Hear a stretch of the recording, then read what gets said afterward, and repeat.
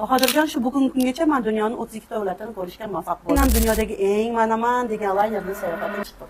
Assalomu alaykum o'rtoqlar, yaxshimisizlar? Bir necha oy oldin 5 kishi bo'lib kelishgan edi, menga viza bo'yicha murojaat qilishgan edi. Vizalarni olishda o'zim yordam berganman. Cruise laynerlar haqida eshitib yurardim anchadan beri. Lekin qanaqadir ishonchim bo'lmas edi o'zimni, to'g'risi. Cruise haqida kam xarajat, skidkalari bilan eng zo'r joyi, menga yoqqan joyi kam xarajat bo'ladigan joylar. Даже bepul skidka joylari ham bo'lgani uchun to'g'risi men o'zim a'zo bo'ldim.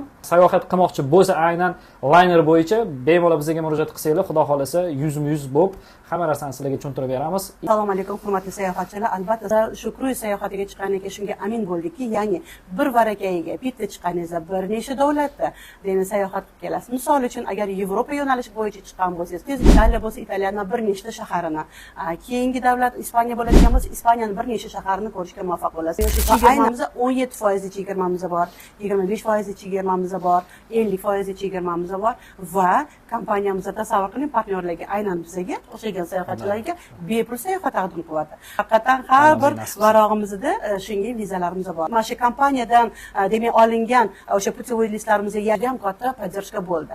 Kim ancha arzon sayohat qilishni yoqtirsa, bemalol bizga murojaat qilinglar.